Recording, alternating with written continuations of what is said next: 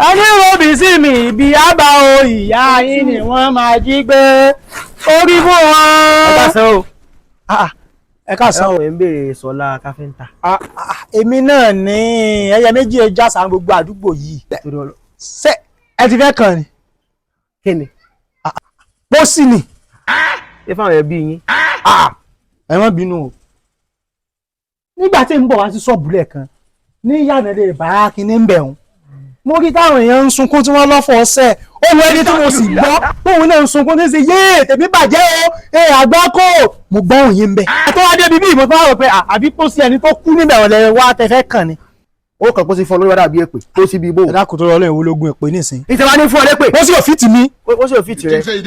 Iná gbúwèé wa tẹ̀ fún kẹsẹ̀ ajá ló gbé òkú ẹ̀. Bẹ̀rẹ̀ dùn owó ni o kò sẹ́ni tó gbàdúrà kó bí rẹ̀ lọ́mọ o. Ọ̀tí àwọn fi wé bí gọ́fúnà ọ̀fi wé bí pírẹ́sídẹ̀ǹtì ọ̀dẹ bó ṣe gbà bó ṣàwọn tí ń sunkún.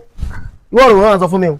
Ọdẹ ẹ má bínú. Sọ́wọ́ ṣiṣẹ́ ni àwọn ọmọ ẹlọ́mí fún. Kìí ṣe pé ní ṣiṣẹ́ àmọ́ nǹkan tí kan yà mí lẹ́nu ni pé ṣé bí èèyàn ṣe máa ń jọra yẹn ohun èèyàn tó máa ń jọra yẹn ni. Wọ́n yín jọ ẹni tí ń sunkún bẹ̀ ń pọ́fọ̀ ọ̀sẹ̀. Ọmọ ní agídí wọn tó ń parẹ́ ọ̀sẹ̀ tó ń tún kọ́ létí ẹ̀ fẹ́ yẹ̀ ni.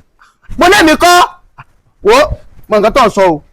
Sọ́wọ́ ṣiṣẹ́ ni àwọn ọmọ ẹlọ́mí fún. Kí mo lórí rẹ̀ patẹ́kalẹ̀ sí àyè patẹ́kalẹ̀ lórí rọ̀ iṣẹ́ ni kó lọ́lẹ̀ kó dowó ni. Ọ̀sẹ̀ mo ṣe ọyẹ ìwọ ló wà lẹ̀. tó mo débi nísìnyí bá pósí ńlẹ̀ ọ̀sẹ̀ tí mo fẹ́ kan pósí ni.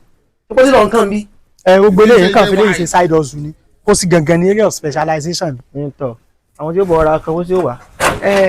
Ọlọ́run mo fẹ́ kan balùwẹ̀ ni. Balùwẹ̀.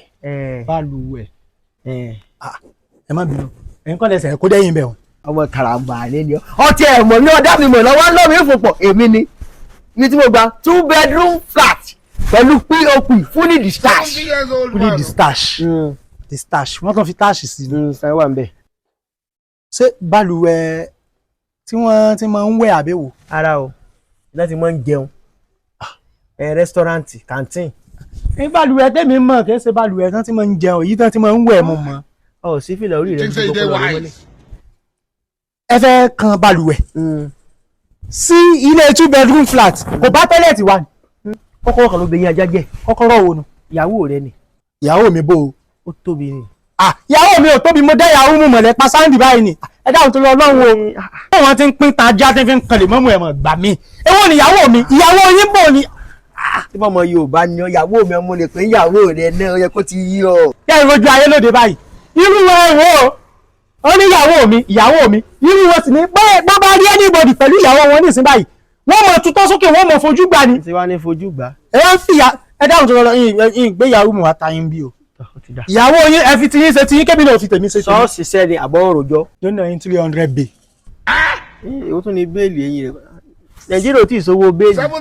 300,000 naira. Lọ́ọ̀fì kan balùwẹ̀. Bẹ́ẹ̀ ni. Wọ́n bá wa kan kó sí gan àwọn ọmọ ẹ̀fẹ́ kẹ́lé mọ́sán tó kàn jẹ̀ráàdì gan lákòó lọ́wọ́ àgbà lọ́wọ́ sọ pé 300,000 fún balùwẹ̀ tọ́wọ́ gé 2x2 1x2 tó fi dá nísìnyí tí ó mọ̀ wẹ̀ ń bẹ̀.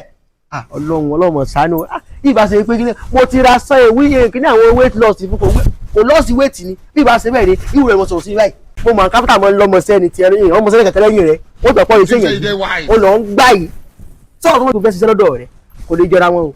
Wọ́n gbọ́ ìmọ̀ kò mọ̀ gbọ́dọ̀ jọ ète kò mọ̀ lè dúró o. Ẹni bá robi sí mi ni ó forí ara rẹ̀ gbé mo débí náà wọ́n ti fi kó sí lọ mi tó tọ́pọ̀ ìṣe yẹn gidi o sì lọ ń gbá fíkẹ́fíkẹ́ lọ ń ta mí lójú àìpé tí a gà sí yan. Sọ ìwé ẹ̀wọ̀n ẹ̀dá òṣèlú ọlọ́run wọ́ṣọ́ọ̀bù mi lẹ ti wá bá mi o. Bẹ́ẹ̀ bá ti lágbára 300,000 ẹ máa lo ẹkọ́nọ́mì ẹ tètè máa lọlé jẹ́ẹ́jẹ́ gbogbo orun gbọ̀n ṣàkíṣàkí yìí kíyàwó yóò lọ balùwẹ̀ ń bẹ̀ kẹ́ máa fi wẹ̀. Sọ̀rọ̀ náà ti wá bọ́ àbíbí tọ́ rẹ́ǹtì lákòótọ́ ọlọ́run máa fọ́nú o ẹnu ẹ̀ ní ń bùtì bí àwọn sísá láńgáì láhìláhì lálá o. Ó sì lọ níyàwó lẹ́ẹ̀kan àwọn mọ̀ pé ẹ ní mọ̀ kí sàráyé náà àmọ́ ìyàwó lè sọ ní ibi ọlá mi lónìí máa fi pílò bọ ojú ẹ kí n tó jẹsẹ̀ ẹ sọ́ọ̀ni kò dùn mí ná.